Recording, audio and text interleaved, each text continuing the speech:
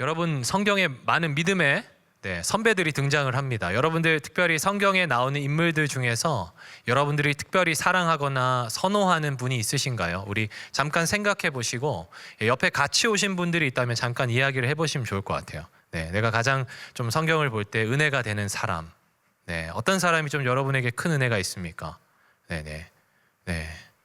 서로 말씀하고 계시죠? 혹시 사도 바울에 대해서 혹시 이야기를 들었다 하시는 분 있으신가요? 사도 바울을 말씀, 감사합니다. 저도 그 사도 바울을 참 좋아하는데요. 사도 바울을 특별히 좋아하는 이유는 그가 당대에 많은 것을 가졌던 사람임에도 불구하고 그가 오직 복음으로 살아가면서 복음만을 자랑했던 사람인 것이죠.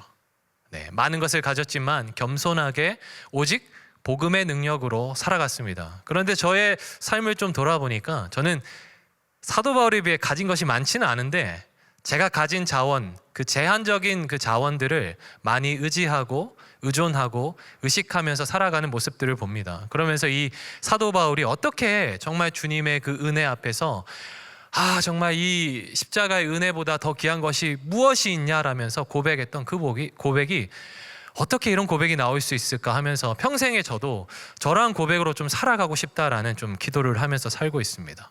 또 제가 사도 바울을 좋아하는 한 가지 이유가 더 있다면 그가 예수님을 만나기 전에는 예수를 핍박하고 또 사람을 죽이는 그러한 삶을 살았다라는 것이죠. 죽이는 인생으로 살았습니다.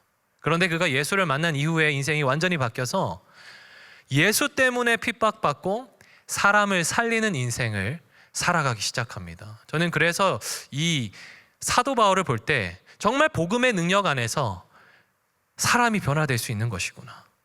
누구라도 복음의 능력 앞에서 그 복음의 능력 안에 있다면 놀라운 복음의 삶을 살아갈 수 있구나라는 도전을 받으면서 사도 바울의 삶을 볼 때 많은 도전을 받습니다. 여러분, 오늘 본문에 보시면 먼저 사울이라는 사람이 등장하는데요. 이 사람이 바로 사도 바울이 되기 전의 이름이죠. 사울이죠. 그런데 오늘 제가 주의 깊게 보고 싶은 사람은 이 사울을 하나님 앞에서 이방인의 사도로 세워지는데 그 첫 단추를 깨게 하는 한 사람을 저는 주목하고 싶습니다. 그 사람의 이름은 아나니아입니다. 여러분, 혹시 아까 사람에 대한 이야기를 할 때, 성경의 위인에 대해서 이야기를 할 때 아나니아에 대해서 이렇게 혹시 손을 드신 분이 있으십니까? 말씀하신 분이 있으십니까? 그분은 저와 오늘 같은 결을 가지고 계시다라는 좀 생각이 들어요. 그래서 그분들이 있으시면 주보를 보시면 제 연락처가 있는데 오늘 저희 개인적으로 연락 주시면 커피 마시면서 왜 아나니아를 이렇게 좀 추천하셨는지 한번 깊이 담소를 좀 나눴으면 좋겠습니다. 여러분, 그 아나니아를 곱씹어 보면 참 은혜가 많이 됩니다. 제가 아나니아는 성경에서 사실 스쳐 지나가는 사람들 중에 한 명 같은 느낌이거든요. 그런데 이 아나니아를 어떻게 좀 소개하면 좋을까 고민을 좀 해봤는데 요즘에 여러분 그 이상한 변호사 우영우라는 드라마를 여러분 잘 보고 계시죠? 못 보시는 분도 계시겠지만 저도 이제 몇 편을 봤는데 거기에 우영우 변호사를 돕는 정명석 변호사 같은 느낌이에요. 아나니아가 뭔가 좀 목사님 좀 끼워 맞추는 것 같은데 이런 생각을 하실 수도 있겠는데 왜 그런 생각을 했냐면 1화를 보면 보지 않는 분들에겐 죄송하지만 큰 스포일러는 아니니까요. 그 1화를 보면 이 우영우 변호사가 그 한 로펌, 대형 로펌에 들어가게 되는데요. 그 로펌에 들어갈 때 그 대표가 그 우영우 변호사를 그 로펌에 이렇게 취업을 시키면서 시니어 변호사인 정명석 변호사, 아나니아 같은 사람에게 맡기는데 처음에 이 정명석 변호사가 이 우영우 변호사가 자기의 로펌에 일하는 것을 탐탁지 않게 생각합니다. 왜냐하면 이 우영우라는 사람은 그 자폐 스펙트럼 장애를 앓고 있는 천재이거든요. 그래서 보편적인 어떤 변호사와는 좀 다른 어떤 첫인상을 많이 이렇게 풍겼어요. 그래서 이 사람이 그 우영우를 만나자마자 첫인상을 대면하자마자 대표를 찾아가서 이 사람하고 같이 일하기 힘들 것 같다라는 말을 하지만 대표가 설득을 하고 좀 이제 대표니까요. 이렇게 자기의 강력한 의지를 전달할 때 이 정명석 변호사가 이렇게 이야기를 해요. 그러면 내가 사건을 하나 맡겨보고 결정을 하겠다라고 이야기를 합니다. 그냥 드라마를 처음 볼 때는 신입 변호사에게 사건을 맡기는 거가 뭐 그렇게 뭐 특별한 일인가 했는데 기사를 보고 이렇게 뭐 좀 찾아봤더니 보통 이렇게 큰 대형 로펌은 그 신입 변호사가 뭐 사람들마다 편차가 있겠지만 여기 또 그러한 곳에서 일하시는 성도님들 계시겠지만 한 최소 6개월 정도는 수습 기간을 거치면서 사건을 맡는 건 아니라고 해요. 그런데 이 정명석 변호사가 우영우에게 사건을 맡겨요. 그것을 알고 이 장면을 보니까 작가가 그것을 의도했는지는 잘 모르겠지만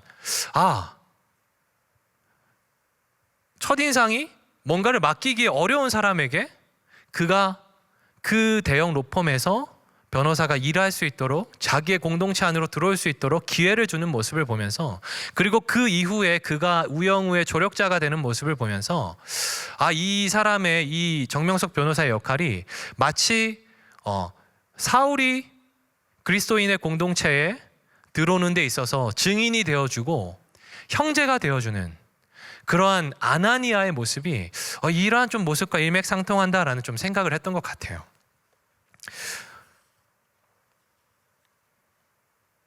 주님께 순종하고 사울이 눈을 뜨도록 아나니아는 사울에게 찾아갔지만 처음부터 사울에게 호의적이었던 것이 아니었습니다. 어떤 과정이 그에게 있었기에 그가 사울을 자신의 공동체로 이렇게 함께 할 수 있도록 형제라고 고백해주고 그의 증인이 될 수 있었을까요? 먼저 아나니아가 누군지 좀 살펴봤으면 좋겠는데요.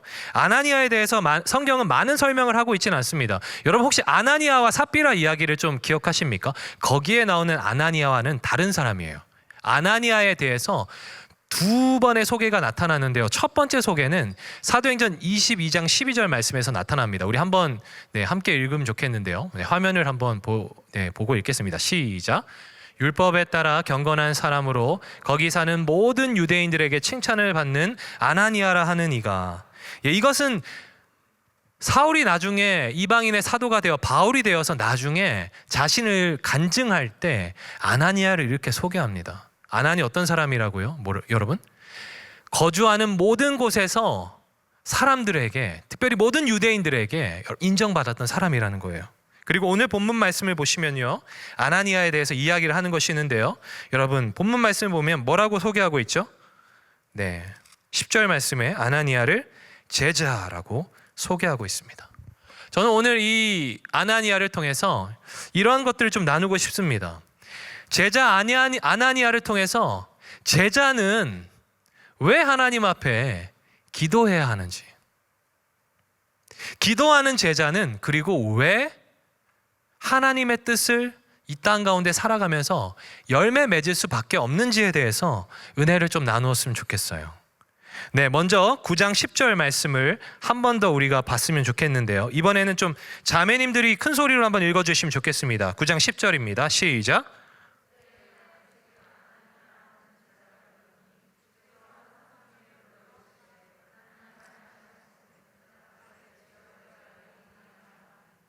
본문의 첫 장면은 그때에 다메섹에 아나니아라 하는 제자가 있었는데 주께서 환상 중에 아나니아를 부르시는데 그때 아나니아가 주여 내가 여기 있나이다 라는 장면으로부터 시작이 됩니다. 여러분, 그때는 언제인가요? 여러분, 그때 우리가 읽진 않았지만 사도행전 9장 1절부터 9절까지의 내용이 바로 성경에서 말하는 10절에서 말하는 그때입니다. 이때 어떤 일이 있었냐면, 여러분, 제가 잠깐 소개를 하겠습니다. 어떤 일이 있었냐면 사울이 여전히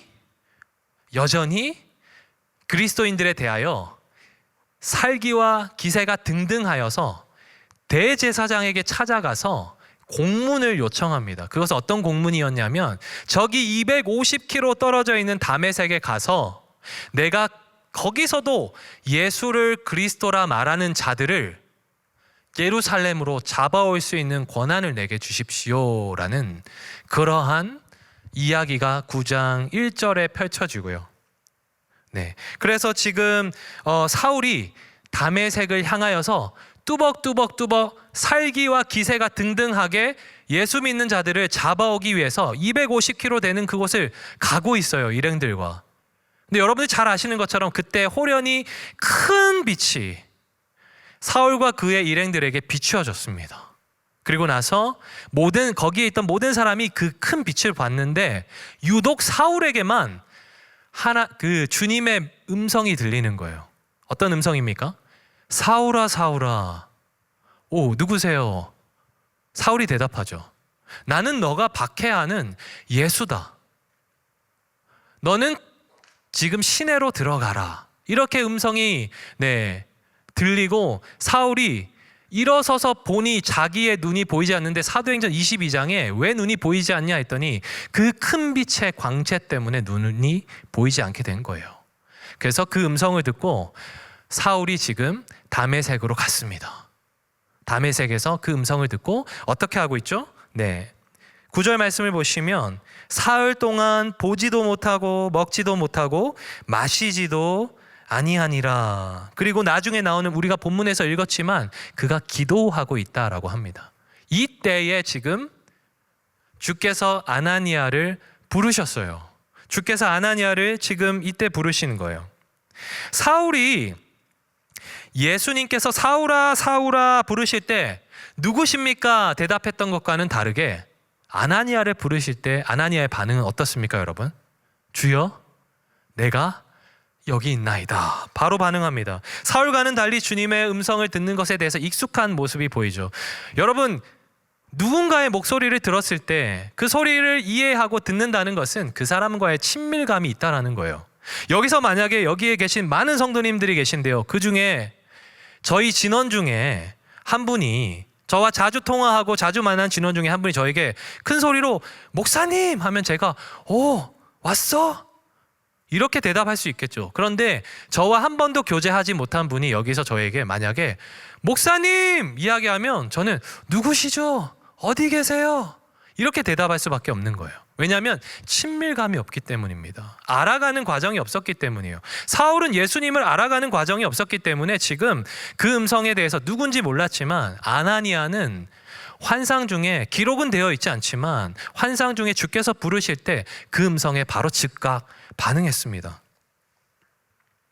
기도는요, 주님과 교제하고 대화하는 시간이라고 우리가 많이 알고 있죠. 양은 목자의 음성을 듣습니다. 왜 그렇습니까? 그 목자가 날마다 그 양이 가야 할 곳을 말해주기 때문이에요.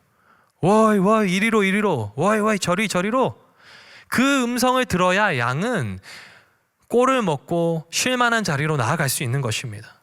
제자는 기도의 시간을 통해서 반복적으로 주님의 소리를 듣는 연습을 합니다. 처음에는 그것이 들리지 않죠. 처음에는 기도의 자리에서 기도가 어떻게 하는 것이지, 기도하러 나와서 나의 기도를 조금 하다가 5분 정도 지나면 그 기도의 자리 힘들어지잖아요. 그러면 어떻습니까? 일어나서 일단은 나갑니다. 하지만 주님 앞에서 계속 기도의 훈련을 반복적으로 하다 보면 내가 아뢰는 것들을 아뢰기도 하지만 이제는 주님이 나에게 이 기도에 대해서 어떻게 말씀하시지? 어떻게 말씀하실까에 대해서 궁금증을 갖게 돼요. 그리고 일상 가운데 아나니아가 사도 바울이 소개하는 것처럼 그는 율법에 능통한 사람이었어요. 무슨 말입니까? 날마다 기도뿐만이 아니라 하나님과 말씀의 교제 가운데 있는 사람은, 그 말씀의 교제 가운데 있는 사람은 기도할 때에 하나님의 우리를 향하신 계획들을 알아갈 수 있다라는 겁니다. 그래서 제자가 왜 기도해야 되는 것이죠, 여러분? 나중에 제자에 대해서 다시 한번 설명할 것인데, 제자는 이끄시는 스승 주님의 음성, 소리에 날마다 민감하게 반응하기 위해서 기도해야 한다는 것입니다. 여러분, 기도를 통해 친밀감 가운데 우리가 나아갈 수 있어요. 여기 계신 저를 비롯해서 사랑하는 모든 성도님들이 오늘 이 밤에 우리가 같이 기도할 것인데, 주님과 그렇게 좀 친밀하게 기도하면서 교제하는 시간이 열리기를 주님의 이름으로 축복합니다. 그때 내가 여기 있나이다 아나니아가 대답하는 그때에 예수님이 11절과 12절에서 이렇게 말씀하시는데요. 이번에는 우리 형제 성도님들과 자매 성도님들이 순서대로 읽으면 좋겠습니다. 11절 12절입니다. 시작.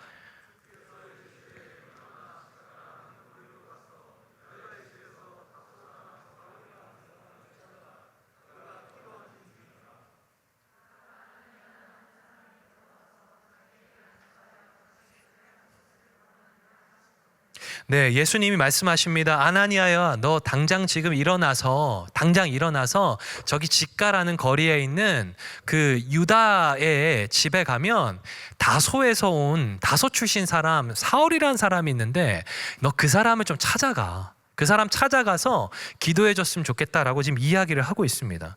그런데요, 조건이 붙어 있어요. 어떤 말이냐면 12절 말씀에 이렇게 이야기하죠. 사울은 아나니아라는 사람이 와서 자기를 위해 안수하여 다시 보게 할 것을 이미 보았느니라 라고 말하고 있어요. 주께서 사울에게 이미 알게 하신 거예요.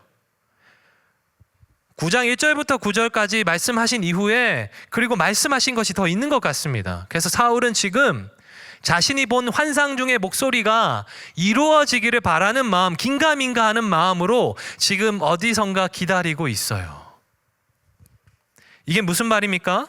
사울이 환상을 보았는데 그 환상이 실제로 그에게 이루어질 것에 대한 기대를 가지고 사울이 기다리고 있는데, 너는 가서 사울이 본 그 환상이 사울에게 현실이 될 수 있도록 너는 지금 가야 한다라는 거예요. 현실이 되도록. 여러분, 주님의 특별한 어떤 과업을 개인이 받는 것은 정말로 특별한 일 아닙니까? 그럼 설레잖아요. 주님 나에게 이러한 말씀을 주시는 것 같아. 주님 나에게 이런 뜻을 주시는 것 같아. 하나님 나를 선교사로 부르시는 것 같아. 하나님 나를 어떤 교사로 부르셨는데 그 교사의 역할을 하면서 그 아이들을 섬기는데 나를 좀 마음을 특별히 주시는 것 같아. 이런 특별한 사명감들이 생길 때 우리의 마음이 좀 주님 안에서 들뜨지 않습니까? 준비해야 될 것 같고. 그런데 지금 아나니아의 마음이 그런가요? 어떤 마음일까요? 아나니아는? 여러분, 그럼에도 불구하고 아나니아 이렇게 대답합니다. 13절과 14절 말씀 제가 읽겠습니다. 아나니아가 대답하되 주여, 이 사람에 대하여 내가 여러 사람에게 듣사온즉 그가 예루살렘에서 주의 성도에게 적지 않은 해를 끼쳤다 하더니 여기서도 주의 이름을 부르는 모든 사람을 결박할 권한을 대제사장에게서 받았나이다 하거늘. 주님, 제가 말씀하신 그 사울에 대한 소식을 여러 사람들에게 들었는데 그 사람이 예루살렘에서도 성도들을 핍박했지만 지금 여기 다메섹에도 대제사장의 그 권한, 사내들인 공의회의 권한을 받아서 여기서 예수 믿는 자들을 끌고 가려고 지금 여기 오고 있는 거 지금 알고 계세요? 라고 지금 아나니아가 주님께 묻고 있어요.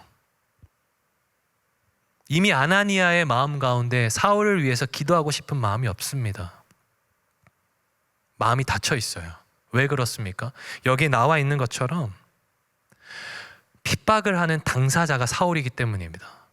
사도행전 8장 말씀을 보시면 1절부터 3절 사이에 예루살렘 교회 가운데 어떠한 핍박이 있는지 기록이 돼 있어요. 네, 사울은 그가 죽임 당함을 마땅히 여기더라. 그가 누구입니까? 스데반입니다. 스데반이 죽고 사울은 그가 죽임 당함을 마땅히 여겼고, 그날의 예루살렘 교회에 큰 박해가 있었는데 사도 외에는 모든 믿는 사람들이 예루살렘을 이제 넘어서서 다른 지역들로 흩어졌습니다. 왜요? 박해가 너무 심했기 때문에. 그래서 여러분, 예루살렘에서 흩어진 사람들 중에 일부가 다메섹에 있지 않았겠습니까? 예루살렘에서 다메섹으로 온 성도들이 다메섹에 있는 회당에서 또 가정교회에서 이야기하지 않았을까요? 사울 정말 독한 사람이야. 우리 전부 다 순교할 뻔했어. 죽을 뻔했어. 조금만 우리가 조심하지 않았다면 우리 모두 다 그날 다 잡혀갈 뻔했어. 우리가 빨리 피했기 때문에 우리가 지금 여기 다메섹에서 주의 복음 증거할 수 있는 거야. 주님이 그를 용서하라 하셨지만 십자가에서 내 마음은 아직까지 정리가 되지 않았어. 왜냐하면 나의 친척 스데반이 그날 죽었잖아. 나의 어머니, 나의 아버지, 나의 동생, 나의 친척들이 그때 옥에 갇혔잖아. 나는 아직 마음의 준비가 되지 않았어. 이러한 마음을 가지고 있는 성도들이 다메섹 땅에 많이 있었을 거예요. 그런데 지금 주님께서 환상 중에 말씀하십니다. 아나니아야, 아나니아야. 사울의 존재는 그만큼 그리스도인들에게 뜨거운 감자였을 것이에요. 아나니아와 사울, 다메섹 교회는 사울이 장차 어떻게 될 것인지에 대해서 어떠한 인포메이션, 정보가 없습니다. 지금 그렇기 때문에 지금 사울에 대한 이야기를 들을 때 너무 두려운 겁니다. 생각해 보십시오. 사울의 눈을 고쳐줘요. 그가 또 어떻게 마음이 바뀌어서 다메섹 교회를 핍박하게 될 줄 모르는 일입니다. 저는 아나니아와 다메섹 이 교회 성도들이 믿음이 연약하다는 생각이 들지 않습니다. 이들이 충분히 겪어야 할 그러한 감정의 트라우마, 믿음의 싸움이라고 생각이 들어요. 하나님에 대한 뜻도 제대로 알지 못했습니다. 사울이 눈에 안 보여서 꼼짝도 못하고 있기 때문에 어떤 과격한 사람들은 지금이 절호의 기회다. 사울을 어떻게 해야 되지? 잡아 가둬버려? 어디에 묶어버려? 죽여버려? 어떻게 해야 되지? 이러한 생각을 하는 성도들도 있지 않았을까요? 그런 중에 주님이 아나니아에게 말씀하시는 거예요. 아나니아가 사울을 찾아가게 되면 사람들은 아나니아를 쳐다보면서 야, 아나니아 너 변심했구나. 핍박이 무서워서 변심해서 사울에게 미리 간 거니? 라고 아나니아를 대적할지도 모르는 일인 거예요. 아나니아 그동안 주님의 뜻대로 잘 살아온 사람인 것 같습니다. 주님의 뜻대로 제자로 잘 살아왔고 다메섹에 있는 모든 유대인들에게 칭찬받을 정도로 말씀대로 잘 살아온 사람인 것 같습니다. 그런데 그에게 인생의 절명의 위기가 찾아온 거예요. 언제 찾아온 겁니까? 주님이 음성이 그에게 명확하게 들렸을 때.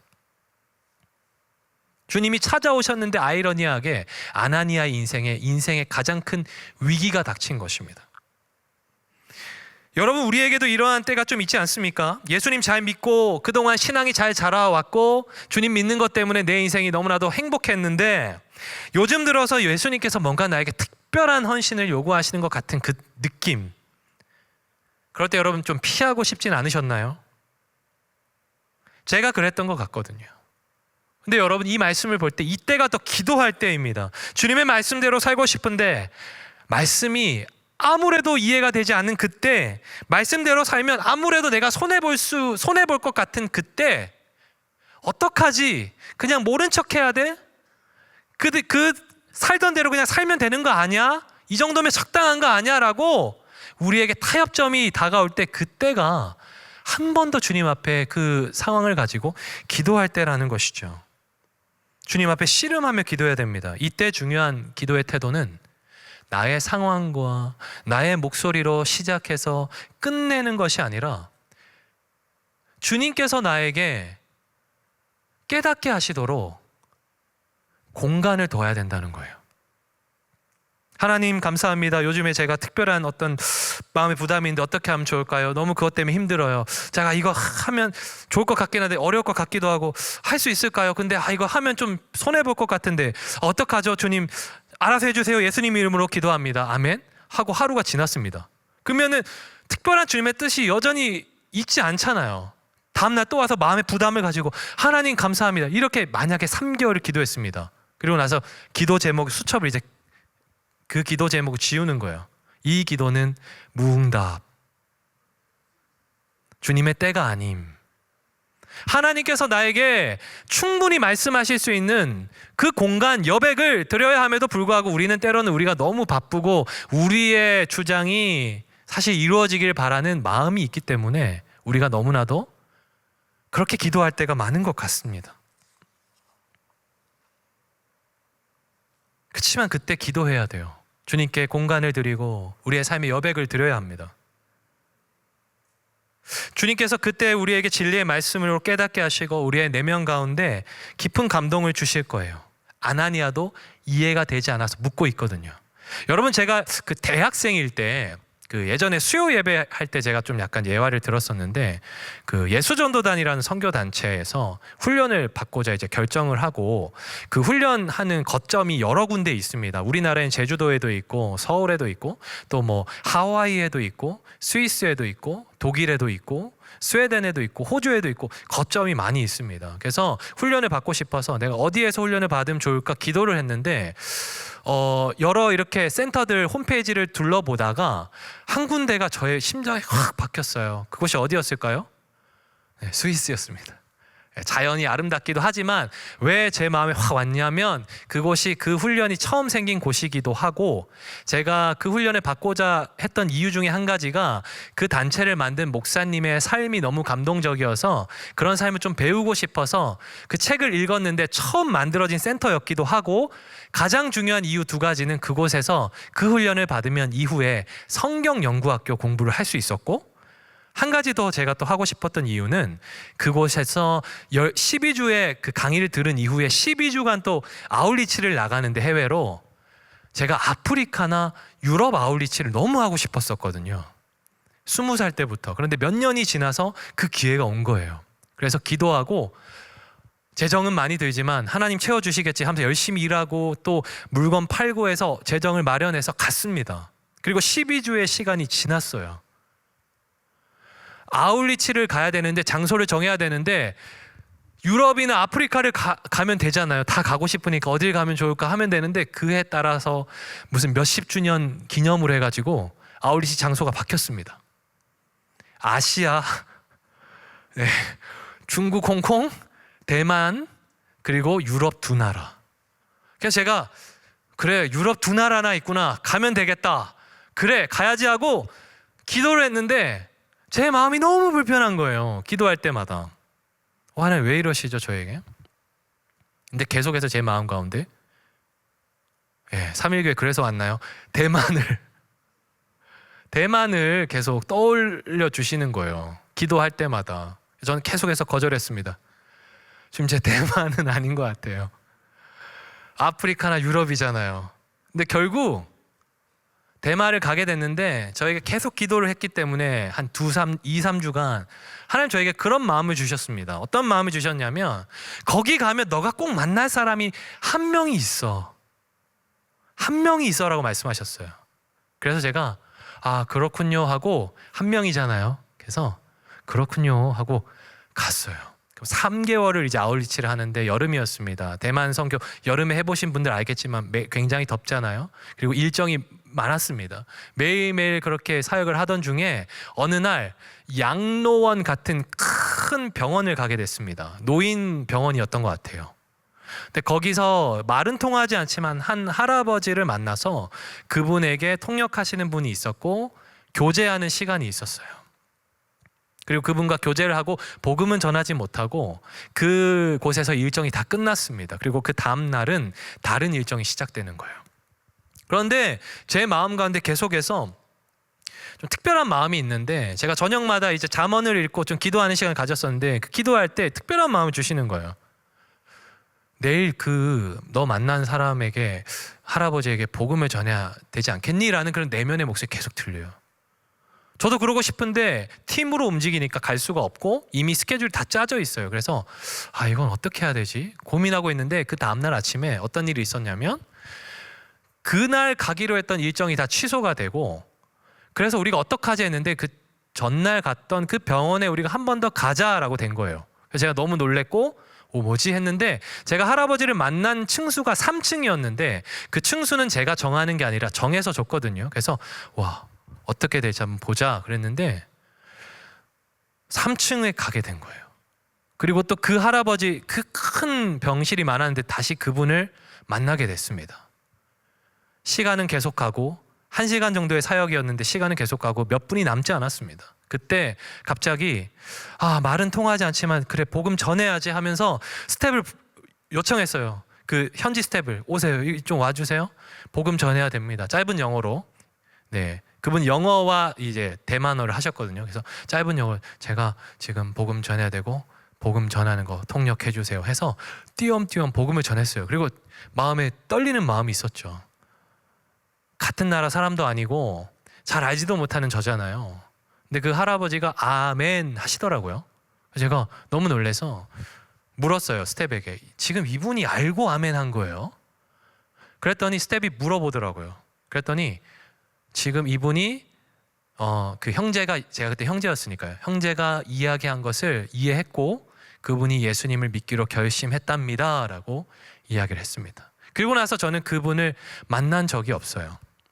그리고 시간이 지나서 제가 이 아울리치를 정리하는 중에 왜 내가 대만으로 가게 됐을까? 이걸 까먹고 있었죠. 그리고 나서 정리하는 중에 그 기도 제목을 보게 되고, 하나님 그래서 이 분을 하나님께 돌아오기 위해서 나를 보낸 건 아닐까라는 생각을 하게 됐어요. 여러분, 제가 이 이야기를 이 밤에 왜 이렇게 길게 하냐면, 제가 특별한 사람이 아니었거든요. 그때도 그냥 평범한 한 청년에 불과했습니다. 그런데 하나님 앞에 기도할 때, 그리고 하나님께 귀를 기울일 때 하나님께 저의 마음 가운데 뭔가를 느끼게 하시고 깨닫게 하셨어요. 제가 만약에 성경에 대해서 아무것도 모르는 사람이라면 이렇게 하는 것이 좀 위험할 수는 있겠죠. 그래도 질서에 대해서 배우고 말씀에 대해서 배웠고, 그래도 하나님 앞에서 제가 어떻게 기도해야 되는지 연구하고 있었고 계속해서 가르침을 받았기 때문에, 그리고 건강한 멘토들이 저 옆에서 많은 도움을 줬기 때문에 이러한 좀 건강한 기도 훈련을 할 수 있었던 것 같습니다. 여러분, 아나니아가 헷갈려서 예수님께 사울이 어떤 사람인지 아세요? 라는 투로 그렇게 말했을 때, 그때 예수님이 한 번 더 말씀하십니다. 여러분, 말씀을 보실까요? 15절 16절 말씀입니다. 15절 16절 말씀. 형제님 자매님들이 한번 같이 교도가시면 좋겠습니다. 형제부터 읽겠습니다. 시작. 주께서 이르시되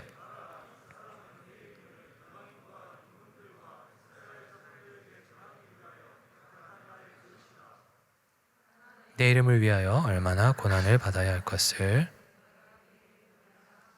다시 한번 주님은 강력하게 가라라는 말씀을 하시면서 왜 가야 하는지 이번에는 이유를 설명해 주십니다. 더 다른 이유죠. 어떤 이유입니까? 이 사람은 내 이름을 위해서 장차 이방인과 임금들과 이스라엘 자손을 위해서 내가 택한 나의 그릇인데, 그는 내 이름을 위해서 고난을 얼마나 받아야 할 것을 내가 앞으로 장차 그에게 보여줄 거야. 여러분, 사울은 아까 말씀을 드렸긴 했는데요, 사울은 지금 환상 중에서 목소리를 듣고 그 목소리가 시키는 대로 눈도 보이지 않는 상황에서 어디론가 가서 기도하고 있는 상황이에요. 특별한 일을 경험하긴 했지만 그 목소리는 사울만 들었어요.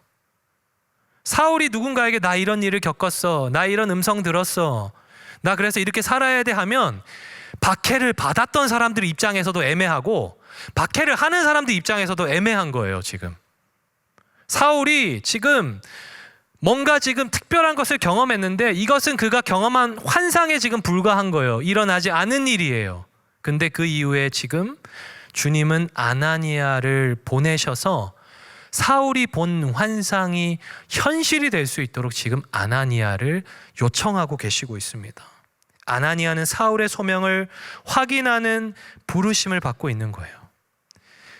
그 소명을 확인한 즉시 아나니아가 어떻게 합니까? 우리 다 함께 큰 목소리로 9장 17절 말씀을 읽겠습니다. 시작. 아나니아가 떠나 그 집에 들어가서 그에게 안수하여 이르되, 형제 사울아, 주 곧 내가 오는 길에서 나타나셨던 예수께서 너를 보내어 너로 다시 보게 하시고 성령으로 충만하게 하신다 하니. 아멘.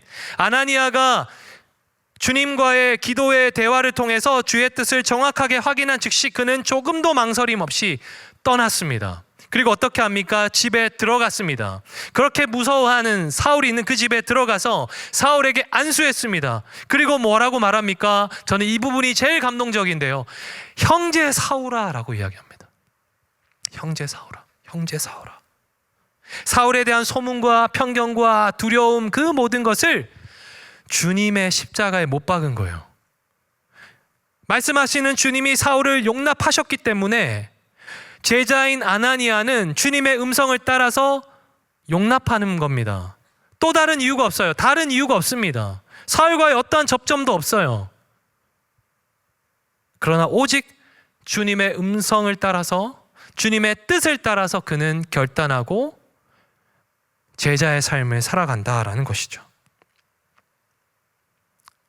왜 기도하는 제자 이 아나니아가 하나님의 뜻 가운데 열매를 맺을 수밖에 없습니까, 여러분? 단순한 원리입니다. 주님의 확실한 뜻을 기도하는 중에 받았기 때문이에요. 제자는요, 주님의 뜻을 따라 스승의 뜻을 따라 사는 사람입니다. 그렇기 때문에 제자는 기도해야 돼요. 말씀을 봐야 돼요. 그 가운데 정확하게 주어지는 하나님의 뜻을 알게 될 때 우리는 그 뜻대로 살 수밖에 없는 거예요. 우리가 왜 고민합니까? 왜 우리가 때로는 좌절합니까? 왜 우리가 때로는 낙심하고 어떻게 해야 될지 모릅니까? 주님의 뜻이 헷갈리는 거예요. 이게 정말 내 삶의 주님의 부르심인지 헷갈리기 시작할 때 내가 주저하게 되는 거예요. 그럼 어떻게 하게 됩니까? 안전한 방법을 택한다라는 것이죠. 즉시 사울의 눈이 떠지고 사울이 세례를 받습니다. 음식을 먹고 강건해지면서 이 장면이 끝이 납니다. 본문에 나와 있지 않지만 우리는 앞으로 사울이 어떻게 사역을 하게 될지 우리는 사도행전을 통해서 알 수 있고요. 그리고 그가 남긴 서신서들을 통해서 사울의 변화를 알 수 있습니다. 여러분, 우리에게 주어지는 하나님의 뜻에 순종할 때, 일상에 우리가 복음의 씨앗을 뿌리기 시작할 때 그 순종이 씨앗이 되어서 놀라운 열매를 맺어가는 삶이 제자의 삶입니다. 믿으십니까? 이것이 하나님이 일하시는 방법이고 하나님의 선교이고 예수님께 속한 제자만이 맛볼 수 있는 특권입니다. 여러분, 이러한 특권을 좀 맛보고 싶지 않으십니까? 아나니아는 이후 이방인의 사도된 그 사도 바울이 복음을 전하는 소식을 들었을 거예요. 그의 마음이 얼마나 기뻤을까요? 여러분, 손흥민이 프리미어 리그에서 한 골만 넣어도 우리가 행복하잖아요. 저는 때로 제가 섬길 때 함께했던 동역자들이 좀 더 많은 나이가 들고 좀 더 영향력이 있는 자리에 가서 주님 뜻대로 잘 살아가시는 소식을 듣게 되면 직접 교제하지 않아도 너무 행복하거든요. 노량진 고시원에서 열심히 3년 4년 공부했던 그 형제 자매들이 몇 년이 지나서 교사가 되었고, 교사가 되어서도 신앙을 잊지 않고 믿음으로 살아간다는 소식을 들으면 너무 기뻐요. 아나니아가 얼마나 기뻤을까요? 주님의 음성대로 순종했더니 그 순종이 씨앗이 되어서 그를 통해서 수많은 영혼들이 주께 돌아오는 거예요. 이런 삶이 바로 제자의 삶입니다. 아나니아는 분명 사람들의 평판과 어떤 사람들의 로부터 감내해야 되는 그러한 모든 짐을 짊어지고 순종했을 것입니다. 그렇지만 아나니아는 알았을 거예요. 내가 순종할 때 포기해야 되는 나의 평판, 나의 공동체, 이 모든 것들은 주님의 십자가의 사랑보다 큰 것이 아니구나. 그렇기 때문에 내가 아낌없이 주를 위해 드릴 수 있구나. 우리의 인생의 무게는 십자가의 복음보다 결코 무겁지가 않습니다. 사도 바울도 고백합니다. 내가 이전에 주님을 알기 이전에 누렸던 모든 것은 내가 주님을 알고 난 이후에 그 어떠한 것보다 가치 있지 않다라고 이야기를 합니다.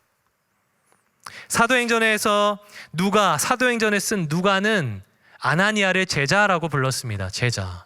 신약에서 제자는 좁은 의미에서 12명의 예수님의 제자를 말하기도 하지만 넓은 의미에서는 예수 그리스도를 주로 고백하는 모든 사람들을 제자라고 합니다.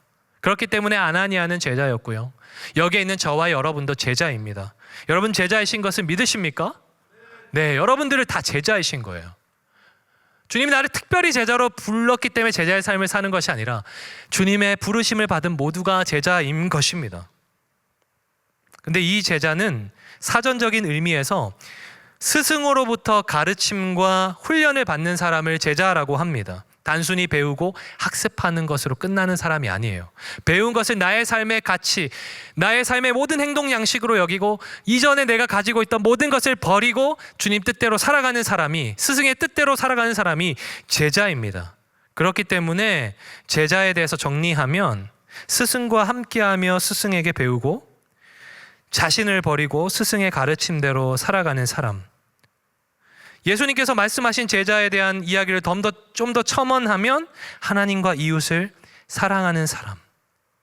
제자의 길은 쉽지 않고 모든 것을 포기해야 되고 목숨을 미워해야 되고 십자가를 지고 따르는 삶이 제자의 삶인데 주님이 다짜고짜 그런 삶으로 우리를 인도하시지 않는다는 거예요. 주님이 우리가 준비가 되었을 때, 기도하는 중에 주님의 뜻을 명확하게 우리가 알 때, 그때 우리 가운데 말씀하신다라는 것입니다. 여러분, 우리가 오늘 아나니아의 삶을 살펴봤는데요, 딱 제자의 삶이지 않습니까? 아나니아의 모습이 주님과 동행하고 기도했고 주님의 뜻을 알게 될 때에 헷갈릴 때 다시 기도했고 그가 알았을 때 아는 것으로 그치지 않고 주님 앞에 순종했다라는 거예요. 여러분, 시간이 많이 갔는데요, 말씀을 맺겠습니다. 아나니아는 기도하는 사람이었습니다. 제자였고 기도하는 사람이었어요. 찾으실 때 주여 내가 여기 있나이다 주님의 소리에 응답하는 사람이었어요. 그리고 주님 앞에 물었습니다. 말씀하실 때 자신의 뜻을 꺾었습니다. 아는 것으로 끝나지 않았습니다. 순종했습니다. 원수를 사랑했습니다. 여러분, 기도가 무엇입니까? 매일 우리에게 일용할 양식을 구하고 우리의 필요를 구하는 것이 기도가 맞습니다. 우리 그런 기도를 해야 합니다. 주님을 의지해야 합니다. 하지만 하나님의 뜻이 우리의 삶에 이루어지도록 우리는 기도해야 합니다. 나의 뜻만이 주님 앞에서 관철되어지도록 기도하는 것으로 끝나지 않고 이 상황과 형편 가운데 주님의 뜻이 이루어지기를 기도해야 한다라는 것이에요. 아버지의 뜻이 나를 통해 이루어지도록 나를 바꾸어가는 과정이 기도입니다. 바른 기도를 통해서 우리는 하나님의 인도하심을 받을 수 있습니다. 저는 여기에 계신 모든 성도님들을 기도의 자리로 좀 초청하고 싶습니다. 이 말이 좀 이상하시죠? 이미 기도하러 왔는데 왜 다시 초청하는 거지? 근데 이러한 좀 상황에서 기도했으면 좋겠어요. 주님의 말씀대로 살겠습니다. 주님, 내가 여기 있습니다. 라는 그 순종의 마음을 가지고 기도하셨으면 좋겠어요. 얼마 전 한 목사님의 설교를 듣는데 이렇게 기도할 때 콜링하셨습니다. 하나님의 말씀이 자신이 속한 문화와 가치관과 상식보다 중요한 사람, 하나님의 말씀이 자신의 삶에 가장 중요한 사람, 바꿔 말해서 너 왜 그렇게 사냐, 너 왜 사울을 형제라고 불렀냐 했을 때 다른 대답하지 않고 우리 주 예수 그리스도께서 그렇게 하라고 말씀하셔서 내가 그렇게 했어 라고 말하는 그 사람을 주님이 찾으시고 이 시대에 그러한 사람이 필요한 것이죠. 여러분, 저는 그 사람이 오늘 여기에 있다라고 확신합니다. 다르게 살 용기가 있는 사람, 다르게 살기로 결정하는 그 사람 여기에 반드시 있다라고 저는 믿습니다. 여러분, 저와 함께 기억할 것은 세상은 수천 명, 수만 명, 수억 명의 어떠함으로 변하지 않더라고요. 무언가를 이끄는 한 사람을 통해서 사람들이 그 사람을 따라가기 시작하면서 세상은 변화되었습니다.